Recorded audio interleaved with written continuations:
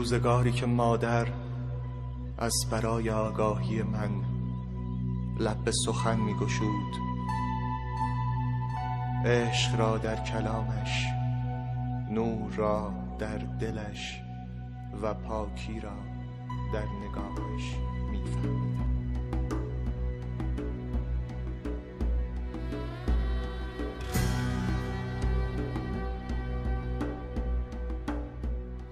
In the mountains of northwestern Iran lies a deep blue lake, legendarily bottomless.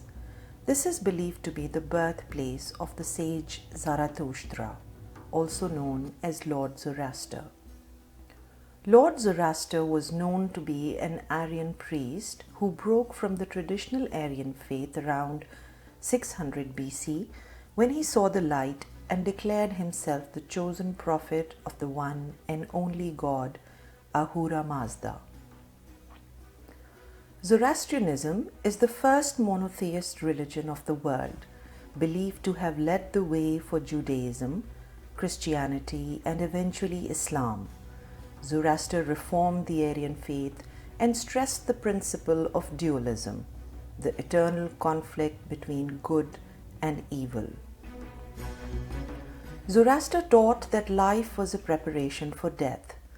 The central belief revolves around the good god, Ahura Mazda, and the god of evil, Ahriman. This is much like the Judeo-Christian and Islamic versions of God and the devil. Zoroastrians live life by three principles: good thoughts, good words, and good deeds, by which they can achieve heaven. Our prophet Zoroaster really actually preached three simple things, three principles: good thoughts, good words, good deeds. And if you follow that, you have to be a good person. The holy scripture of the Zoroastrians is called the Avesta. In its present form, the Avesta is a compilation of various texts and hymns from different eras. A Parsi is supposed to pray 5 times a day. There are different timings from dusk, early morning till rising of the sun, then from morning till noon, then noon to afternoon, afternoon to evening night, and then after night. So it's divided into 5 parts. One can say prayers during any time of the thing. But normally, to the best of my knowledge and belief, all Parsis say their prayers twice a day at least.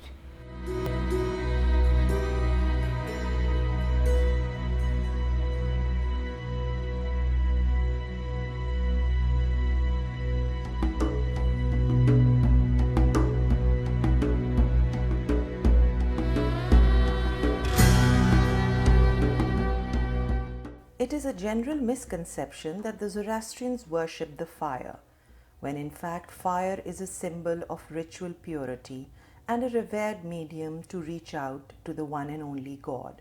However, it does remain a central feature of Zoroastrianism, whereby a perpetual fire is burning in their temples, known as the Agyari. Only clean dry wood is used, and the priests wear veils to prevent their breath from contaminating the purity of the fire. Some of the temples in Iran have fires that have been burning for the last 2000 years.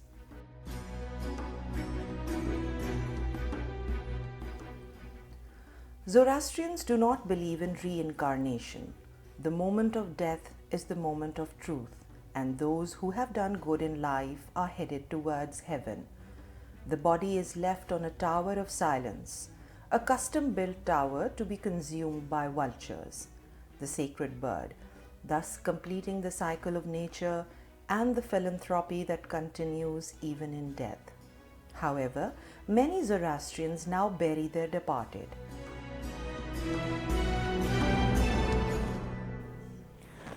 A tower of silence has to have water, a river or an ocean, because according to us, the Tower of Silence, we have to have 7 wells that are dug, and the bones, after the flesh has been eaten, the bones fall into the first well, which has certain acids in it, certain, I don't know what, pardon? Limestone, okay, in it, and that sort of helps to dissolve the bones, and then they go into the next well, and they are treated further, and so they go on until they've been completely treated, and then they flow out into the ocean. After a child in a Zoroastrian home reaches the age of 7, there is an initiation ceremony called the Navjot.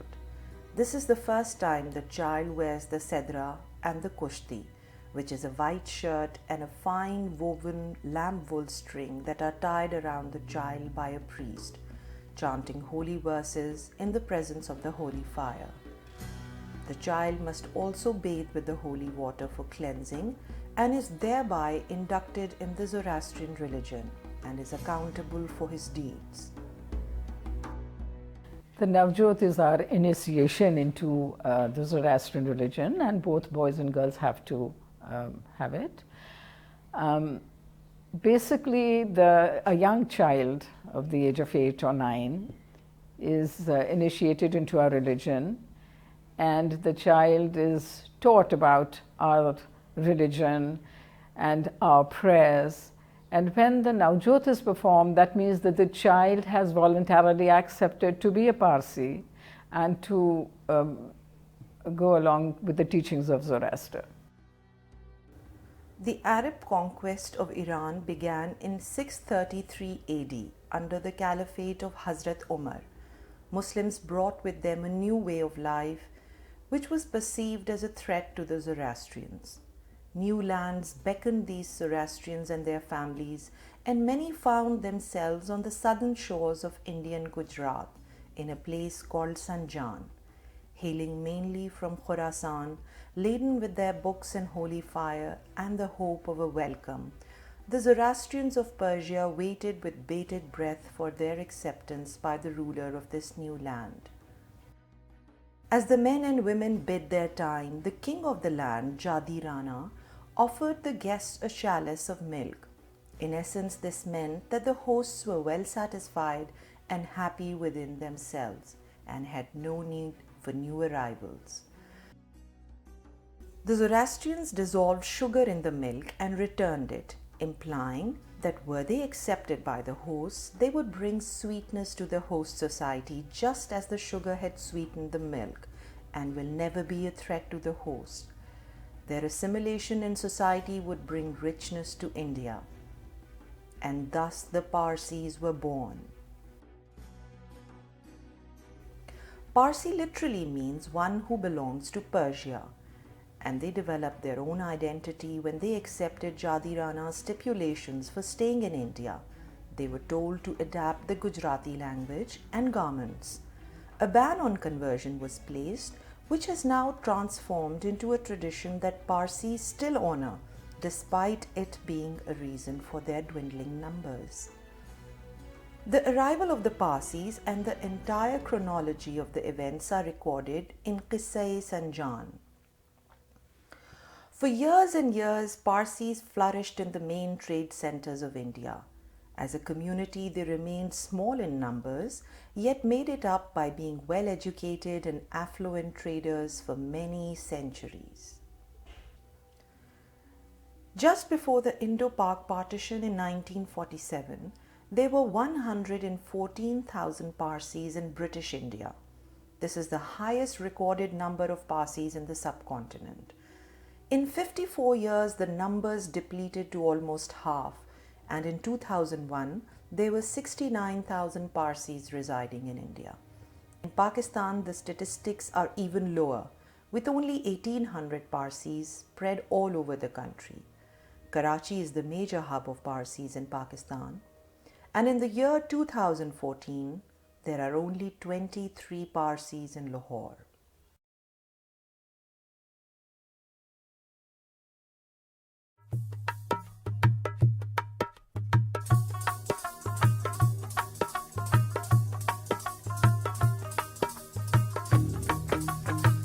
Lahore, the Paris of Asia. a thriving metropolitan city of Pakistan known for its greenery and hospitality. The cultural capital of the country, with schools and universities mushrooming as fast as new eateries and art galleries, the heart of Punjab and the crown of fashion and talent. Amidst the hustle bustle of this economic and cultural activities lies a haven of quiet, simple abodes. Hidden from the main MM Alam road is the Parsi compound. Surrounded by a security wall, it has a scattering of small apartments which are rented out on nominal charges. The property is owned by Lahore Parsi Anjuman. The Parsis of Lahore are a mystery, so few in numbers, yet so well educated and cultured. They have their own distinct identity, which is evident from their attire, which is mostly saris for ladies and formal western wear for gentlemen. Their language is also very distinctive. In Lahore, the prevalent sound that an air can hear is Punjabi, and around a Parsi one can catch hums and thuds of a strange language. It is Gujarati, still spoken with gusto amongst perhaps all Parsis of Lahore. Most of them can converse in English, Gujarati, Punjabi, Urdu, and sometimes another language that they would have had to learn in school. Our search for this quiet and dignified community brought us in contact with some very hospitable people who opened their homes and hearts and helped us in understanding them a little better. Mr. Sarosh Challa resides in the Parsi compound, and him and his beautiful wife provided us with detailed and insightful information. Shavir Patel, a 24-year-old energetic youngster, a lawyer by profession and presently working in Pakistan Cricket Board, helped us in coordinating all interviews and took us around Lahore while we searched for answers to our questions.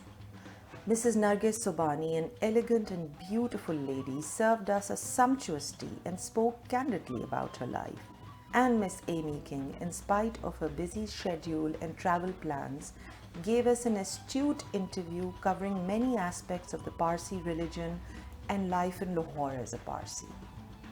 Shini Patel and her grandfather, Mr. Sohrab Patel, were also kind enough to help us out, and without whom this documentary would not have been possible.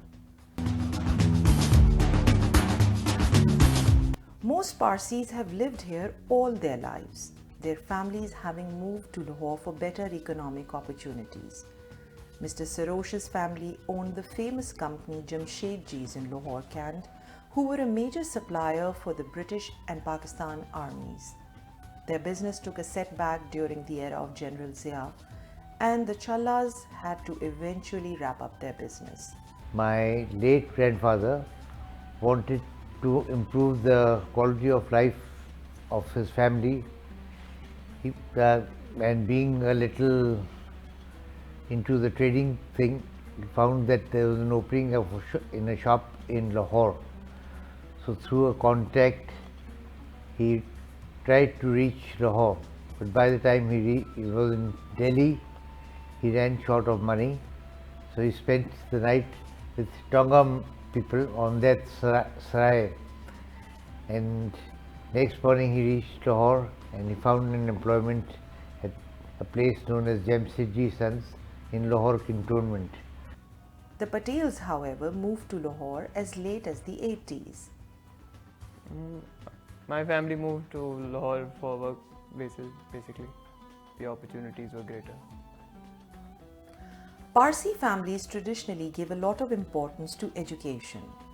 They usually go to the top institutes, and we did not come across any Parsi who was not highly educated or did not have a profession.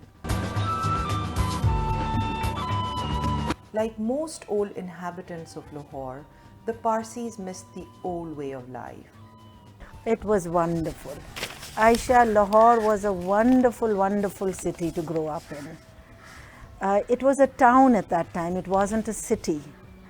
And as I think back, we moved freely. We went on bicycles everywhere. Nobody, and Everybody was protective of everybody else. Children were looked after. I grew up in an area where there were a lot of Parsi families in Lakshmi Mansion, and we looked after one another. There were Hindus because I grew up in the pre-partition. My primary childhood was pre-partition. So we had a lot of Hindu friends there. It was a wonderful city. And all my life has been a wonderful experience living in Lahore. I lived on Firozpur Road, and believe it or not, the Americans are now talking of neighborhood watch. There was neighborhood watch then, when I was growing up. Because if in the evening I was outside the gate by myself, the neighbor would say, "What are you doing here? Go home." Or he would walk me home, make sure that I went home if it was dark. And it was a lovely place to get up, to grow up. All our neighbors were our friends. Everyone was auntie, everyone was uncle. Parsi living is simple living. It is strange to see the stark difference between a regular home in uptown Gulbarg and a Parsi home. Most of the Parsis in Lahore are affluent in terms of their monetary background, and yet the lack of ostentatiousness takes one by surprise. I think generally we are very simple people and we like to live simple lives, and we like to do whatever we can to add benefit to the community wherever we go. Mostly Parsis believe that simple living and high thinking is the core issue. So if one follows these principles, I mean, you'll find that there might be very affluent people but hardly showing it off. Parsis live modestly because I would say we are not loud and we don't like to come into the limelight. Other than that, one of the major factors would be that they are all inheritively misers. The compound has 2-room flats with a dining and a kitchen. Kept clean and tidy, it is a pleasure to be in a Parsi home due to their hospitality and friendly nature. Most Parsis living here have had either an economic or a family setback. Living in a colony gives them the strength to move on with life with the support of neighbors who sometimes become closer than their blood relatives. Most Parsi homes in Lahore have elderly couples or singles living alone. Their children, if they have any, have migrated abroad or to Karachi for better opportunities. This means that the average age of Parsis in Lahore at the moment is 70 years and above. Only 2 families have young teenagers, the Jassawalas and the Patels, and both families have homes outside the compound. The youngsters have assimilated well with the Muslim majority of Lahore, but sometimes miss having their own families. My friends here are my family. I don't have anybody here, so whoever we do meet and get close to becomes our family. So no, haven't felt the absence. But yes, I have felt the absence of my own immediate family. Like my mom's brother, my mamu, and my dad's sister, my popo, they are in America and Canada respectively. So not having them around for 10 to 12 to 15 years, it gets lonely because when there are happy occasions like Nowruz and Khudat Sal, and even like you guys Eid, when you guys all get together, families, I feel I'm missing out on my family. So yeah, there is a sense of emptiness. Not having Parsis our age is, you can say it's a drawback because it does take you away from your own community and your own religious beliefs and everything, and you are looking for cues left, right and straight. And basically I did adapt with the people around me to grow to adjust to people. So basically, yeah, you can say so, because when I go to Karachi, I do feel I'm alienated with these guys and I'm nothing like them. So yeah. A Parsi youngster of Lahore is no different from a Muslim teenage, surviving in modern-day Lahore, dreaming of a better future for himself and his family.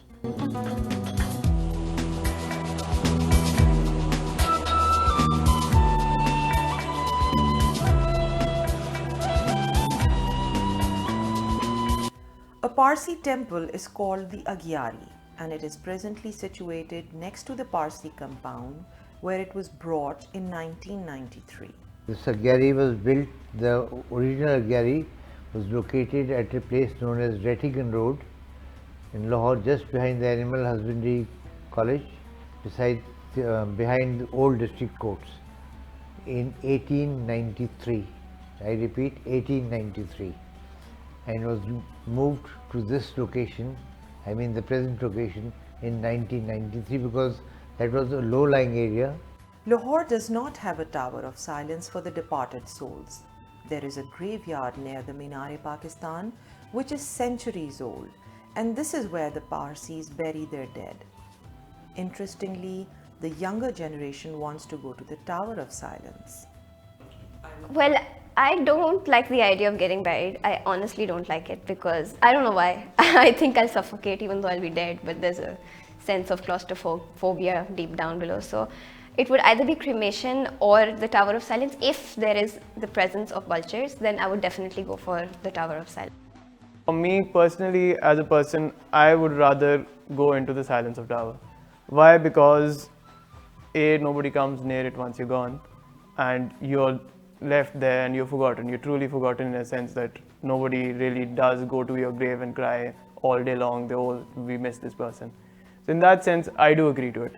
The older generation who have seen their forefathers being buried in the graveyard want to have their last rites the same way and be buried. Again, we grew up in Lahore where has always been a graveyard. We visited the graveyard with our parents.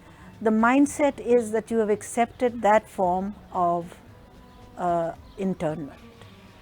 And so I would prefer to be buried, and I don't mind cremation.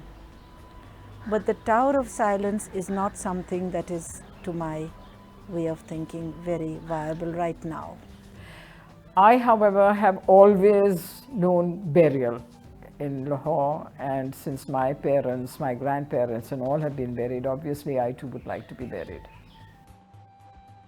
Nowruz and Khudad Sal are the two main Parsi festivals that are celebrated in Lahore. Nowruz is the New Year's celebration, while Khudad Sal is the Prophet Zoroaster's birthday.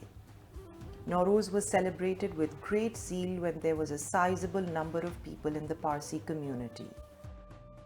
As kids, we used to decorate the house with colorful chalks, and you stamp them around different patterns. So, just like in India, mein Holi ke saath, they make those different patterns. And we used to do that, and then there is a table that's set with all Nowruz related items like, flowers, and then Parsi specific dishes, desserts, and basically mom does that. And we then, in the evening, the community gets together, just like you were there, and we play games, especially for the kids. Now that there aren't many kids, so there aren't many games, but we used to play games, and as kids there used to be prize distribution ceremony for those who did well in school. For each festival, we prepare. Early morning, what happens is you clean the house, you then do what is called toran, which are flower garlands on all the doorways. And then we do the patterns of lime on the floor, which are called chalk. These days, the only festivity is a dinner at the Awari Hotel on the mall. A game of tambola is followed by dinner. 3 and 0, 30. 7 and 3, 73.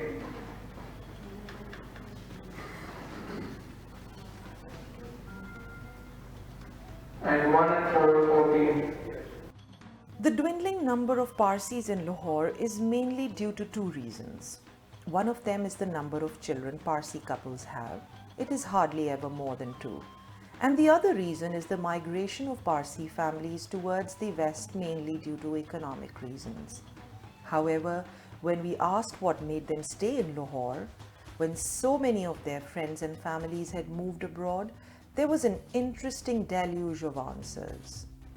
I never had a problem. All my friends were here, we grew up here, we had no problem, we never ever thought of migrating. We've always been very happy here. The idea of migrating does hit sometimes, considering the conditions of Pakistan. But again, you can have a lot of luxuries in Pakistan which you cannot have abroad. So being a lazy person, no, the idea doesn't really tempt me a lot. Love for the soil. Love for the soil. Would you want to migrate or would you want to stay in Pakistan? Would I want to migrate or would I want to stay in Pakistan? Well, if you talk about staying in Pakistan in terms of my community, there's nothing there. So yes, I would want to migrate to a place where there is a community of like gathering of Parsi people, because I feel I am missing out. I don't know things I'm supposed to know about my religion and about my community. So I want to have that closeness, connection, sense of belonging, which I don't have now. So yes, I would want to move somewhere where there is a close call for the community and I could practice my religion more. Love of Pakistan. Pakistan is a beautiful country, Aisha. I only hope that there is peace comes to this country, that we are secure here. We would not want. What is there that we do not have in Pakistan? These patriotic Pakistanis see the future of their religion in a contrasting light. Nargis Sobhani was very optimistic. Again, we come back to the same security, peace. If that happens, then there is a revival. Parsis will come to Lahore, because people hear about Lahore and how wonderful it is, of the Punjab, how hospitable it is. However, Shireen was a bit skeptical. The future of the Parsi community in Lahore, I see no future. They're all old people and they're all eventually going to die. While others also had conflicting views over the future of Parsis in Lahore. The future for the Parsi community in Lahore is not very encouraging, because right now there is no younger sect to take over. But I am a very optimistic person. I feel that there is always a silver lining to a cloud, dark cloud, and good days are ahead.